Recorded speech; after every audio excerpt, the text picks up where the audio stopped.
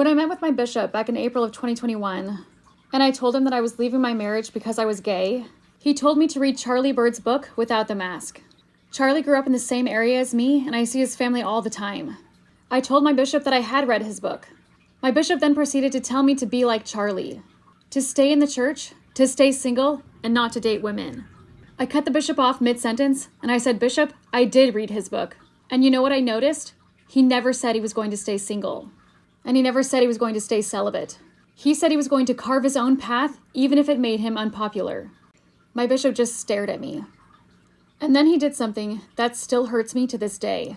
He took away my calling as the gospel doctor and teacher. He took away my temple recommend, and he told me I could no longer take the sacrament. I had done nothing except decide to leave my marriage. I was perfectly worthy to enter the temple, and yet because I was choosing to leave my marriage because I was gay, everything was taken away from me. We learned last week that Charlie Bird and his husband not only have callings, but they are also blessed with taking the sacrament. I'm not here to discuss the ethics of how this information was obtained, but there are two questions that I want to address.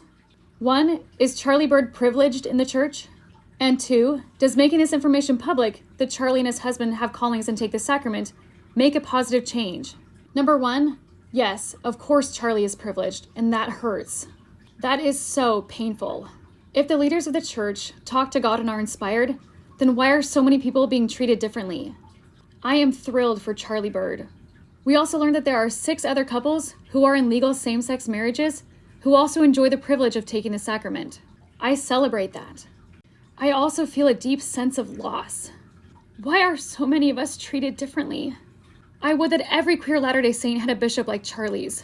Can you imagine? 2, does making this information public bring positive change? There is a clip from the Mormon Stories episode that I wanted to share because I feel like so many people are just brushing over it. This morning I had this beautiful conversation with my dad, who I've said a million times on the podcast that my dad's a bishop. But I was telling him about it, and I just wanted to hear his opinion on it as a bishop. And as the conversation started going through, and I was explaining who Charlie was and what was happening and how I saw what I saw. I went to church yesterday and saw it. He's like, you know, if Zach and you, my husband, if Zach and you decide to come to church and come to our word, I would let you have a calling, and I would give you a calling, and I would probably also let you take the sacrament. I wouldn't tell you not to. And I was like, wow. Like, so if this episode does that to other bishops, I mean, you know, that's great. Gerardo's dad serves as a bishop in Mexico. Gerardo is an illegal same-sex marriage. I don't know exactly what was going through Bishop Simanu's head when his son told him this story.